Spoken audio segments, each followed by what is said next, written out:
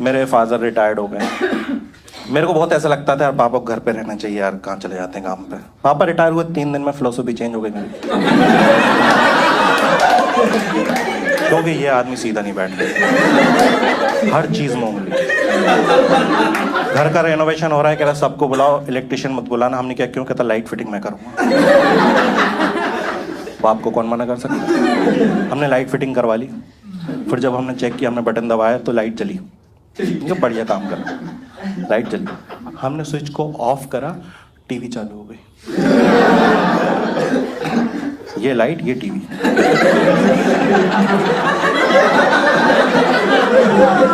अब हम खेलने लगते हैं। Light, TV.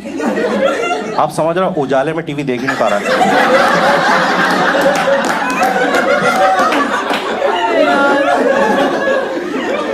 ये लाइट, ये टीवी। हमने बीच में रोक दिया, कूलर चालू हुआ है।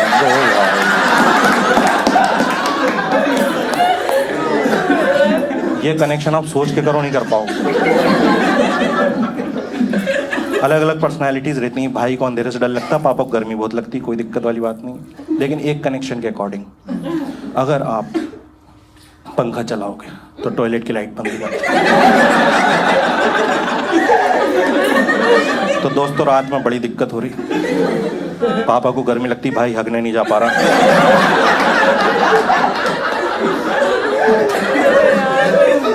वो पंखा चलाते हैं, वो बाहर आ जाता है। क्रैन से बोलो गर्मी झेल ले तो धो लूं मैं।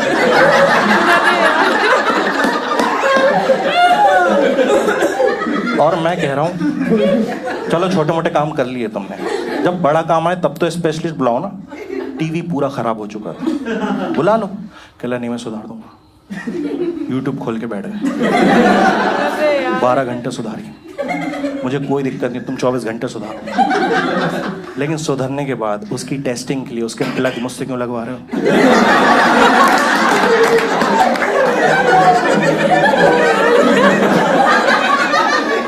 कह रहा चेक करना, प्लग लगाओ।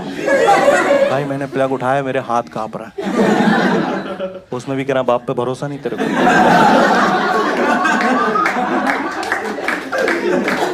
है लगा रहा हूँ यार, एक सेकंड। मौत के सबसे करीब मैं हूँ। मैं लगाने वाला था, 1 सेकंड पहले मैंने मुड़ के देखा, मेरा सगा बाप ऐसे खड़ा।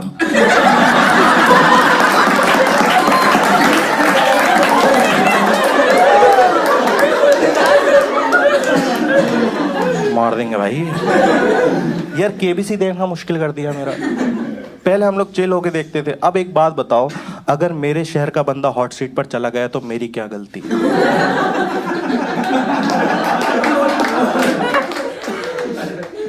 तू क्यों नहीं जा रहा? तुझे भी तो पढ़ाया हमने। लोग हॉट सीट तक जा रहा है, तुम टॉयलेट सीट पे ही बैठे रहते। और पता नहीं क्यों हर पापा को ये लगता है कि उनके पास सारा नॉलेज है, बस केबीसी वाले ले जा नहीं रहे। क्योंकि मैंने देखा है वहाँ केबीसी चालू होता है, इनका भी चालू हो जाता है। 1000 के सवाल पे वो बंदा मेहनत करके वहाँ पहुंचा है, उसे उसका टाइम लेने तो ये उसे ही डांट दे रहा है। कह रहा अबे ए लगाना, वो नहीं लगा रहा, टाइम ले रहा, तो वैलिडेशन ले रहा घर। वो बताओ ये लोग पहुंच जाते हैं। 2000 के सवाल पे मेरे पापा खड़े होके टीवी पे बी क्लिक कर रहे हैं।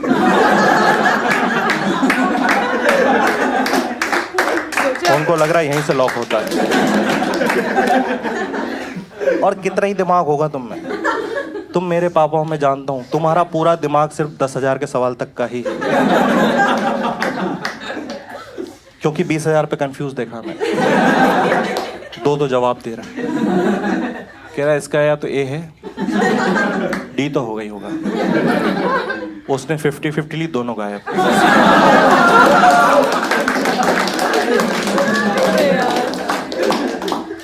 अब शर्म आ गई, मुंडी नीचे कर।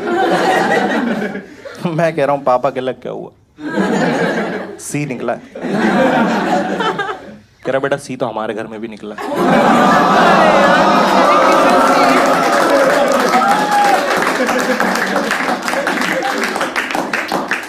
सरल सवालों के जवाब पूरा खानदान दे देता है। जैसे 50 लाख 1 करोड़ का सवाल आता, पूरा खानदान तुम्हें देख रहा होता है, इसका जवाब तुम दोगे। भाई 50 लाख के सवाल में आपने इंजीनियरिंग करी हो, आप डॉक्टर हो, लॉयर हो, डजंट मैटर। वो कुछ भी पूछते। मुझसे पूछा जा रहा है कि अंटार्कटिक आइलैंड पर 1978 में पहला बच्चा कौन जन्मा था। घर वाले मुझसे कह रहा बताओ। मैंने कहा तुम बताओ 1995 में भोपाल में सबसे गरीब परिवार में कौन जन्मा। कह रहा हमको नहीं पता। मैंने कहा मैं जन्मा था, अपनी औलाद का पता नहीं तो। 78 में अंटार्कटिक में किसकी मुझे पता होगा, और सच में नहीं पता भाई इनको। मेरा बर्थडे में पूछता हूँ ना मैं कब हुआ था तो उल्टी सीधी बातें करता है। मैंने कहा मैं कब हुआ था, कि उस टाइम ना बारिश हो रही थी। मूड नहीं पूछा मैंने तुम्हारा। मैंने भाई से पूछा तुझे तो पता होगा, तो भाई कह रहा हाँ हाँ याद है मेरे को, उस टाइम ना भोपाल में दंगे हो रहे थे। क्या करूं इस इंफॉर्मेशन का।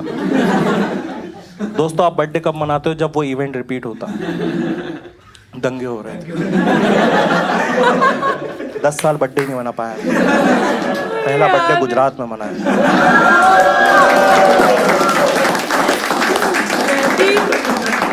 मैं भोपाल से दिल्ली शिफ्ट हो गया हूँ रिसेंटली, और बहुत सी चीज़ों में चैलेंज हो रहा है मेरी लाइफ में। जैसे कि पहले दूसरे दिन ऐसे मम्मी की बहुत याद आई। एक तो होम सिकनेस, दूसरी चीज़ चाय भी खुद ही बनानी है। चाय खाना सब अब तुम्हें ही करना है यार। मैंने कोशिश करी बनाने की, फिर जब खाया तो पता चला बाहर वाले अच्छे बनाते। फाइनली थक हार के मैंने जोमेटो डाउनलोड किया। उसमें ना कोई भी फूड कॉम्बिनेशन अपनी पसंद का खा ही नहीं पा रहा हूँ, क्योंकि सिर्फ पहला आइटम होता है मेरी पसंद का और दूसरा आइटम होता है जोमेटो की पसंद का, क्योंकि इन्होंने कूपन कोड्स निकाले हुए हैं। और नेक्स्ट आइटम आप वही ऐड करते हो जो उस कूपन कोड के अकॉर्डिंग फिट बैठता है। ट्राई करना, मुझे ये खाना आपने ऐड करा, नीचे नोटिफिकेशन आ जाएगा 20 रुपये कुछ छोड़ देगा, 80 रुपये ऑफ कर देंगे।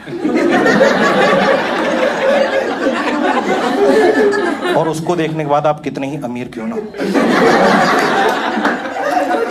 आप गधों की तरह आधे आधे घंटे तक 20 रुपये वाला आइटम ढूंढ रहे। इतना खो जाते हैं ना हम ढूंढने में, 30 वाला दिखता वो भी नहीं लेते, 20 का ही लेंगे। ऐसे ऐसे कॉम्बिनेशन मंगाया, आप यकीन नहीं करोगे। एक दिन डिलीवरी बॉय आया, उसने बेल नहीं बजाई, गेट में लात मारी। मैंने खोला, मैंने क्या हुआ, कहता सर आपको शर्म आनी चाहिए, वर्जन मोहितो के साथ रोटी।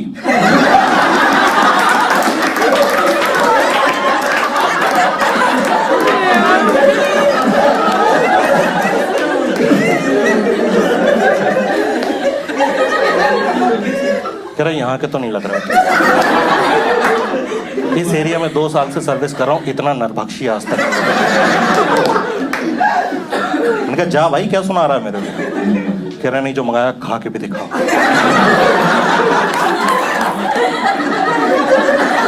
मैंने 2-4 बार मंगाया, इनको लगने लगा मेरा टेस्ट है। एक बार मैंने सिर्फ वर्जन मोहितो मंगाया, फिर रोटी ले आए। मैं कह रहा हूँ देख भाई नहीं मंगाइए। कह रहा सर पैसे वाली बात नहीं।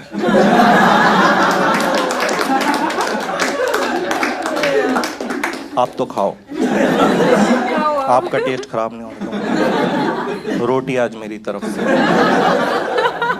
दोस्तों मैं पता नहीं अभी रिलेशनशिप तो नहीं कहूँगा, बट एक सिचुएशन थी मुझे अच्छी लग रही थी वो। मेरे हिसाब से तो मैं डेट ही कर रहा था।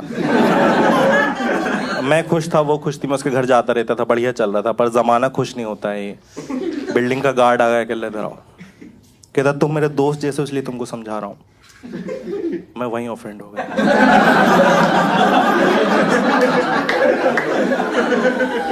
पूरी बिल्डिंग में तेरे ही दोस्त जैसा हूँ